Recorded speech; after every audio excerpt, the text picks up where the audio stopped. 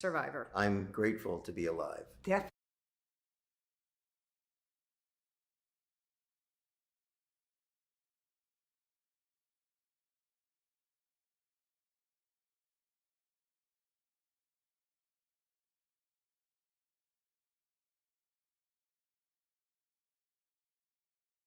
Been identified. One of my friends was the first.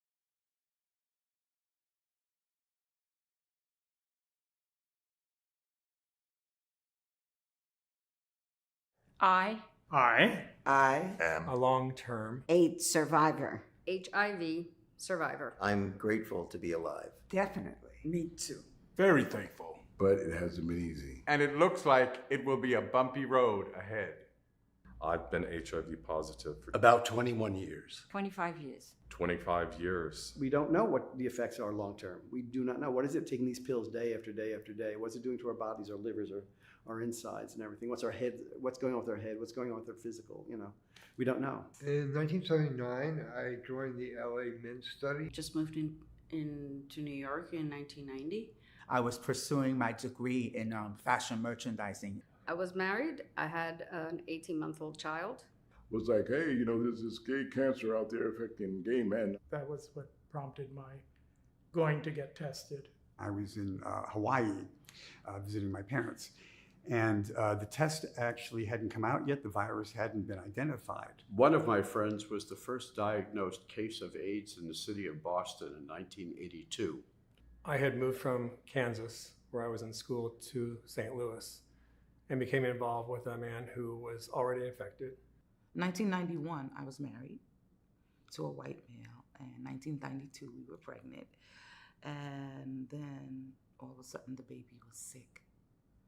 And I kept saying, well, why is my baby sick? I was not feeling well for quite a long time, but I didn't think that it was AIDS. I was afraid to get tested at first because it was just so scary back then. Everything was gloom and doom, and I kind of didn't want to know. I had pre-planned that if I found out that I had HIV or AIDS, that I would kill myself. I remember my first hospital visit was a little crazy. And I consented to take the test, but also back then you didn't get the results back for many weeks. They said, Frank Holiday. I hate to tell you this, but you're positive. My doctor very seriously looked at me and told me that I had 2 years to live. Even my doctor said I had a year left to live. I had a doctor at the health clinic that told me point blank that I had 2 to 5 years to live if I was lucky. I mean, I was literally just graduating high school.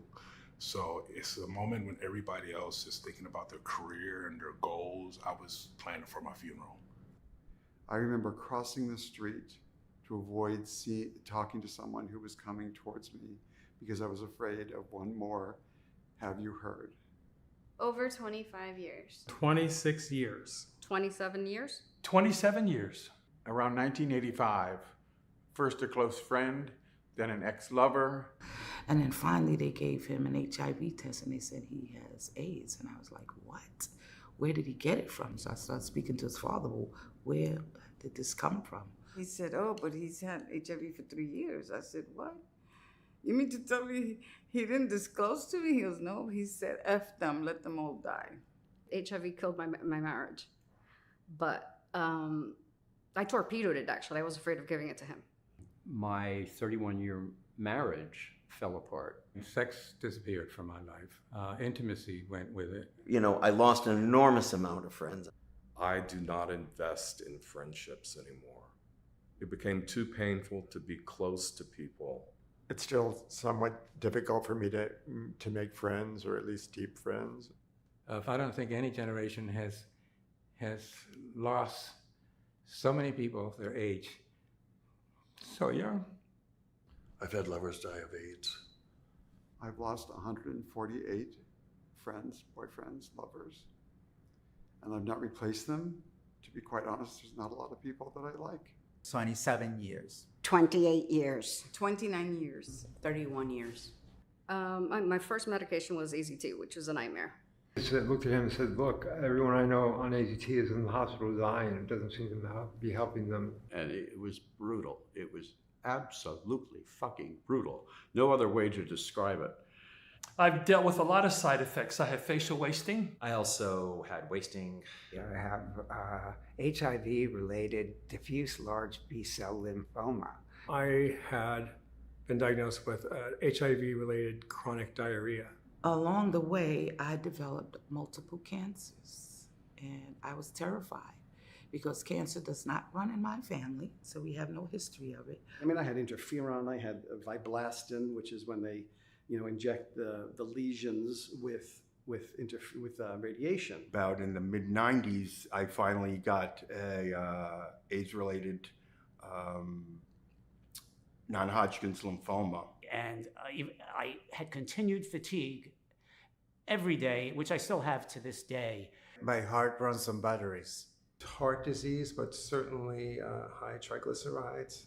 And I can't tell which is the HIV and which is the old age. I feel quite certain that it's the medications will be my demise. It's all due to HIV and the medication. But you have a choice. You need to make a choice. If you want to continue living, you must take the medication and deal with the after effects. 32 years. 34 years. 35 years. 36 years. This is a trauma.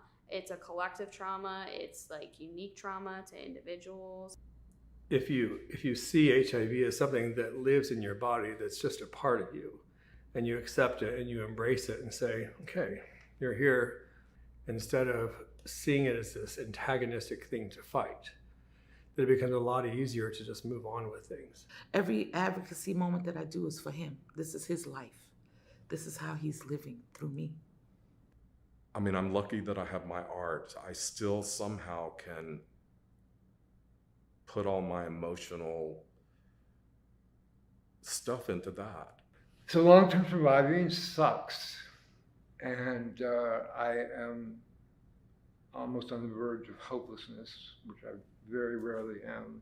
I don't have any motivation to be alive right now. I want to die. 36 years. 37 years. 40 years. 45 years.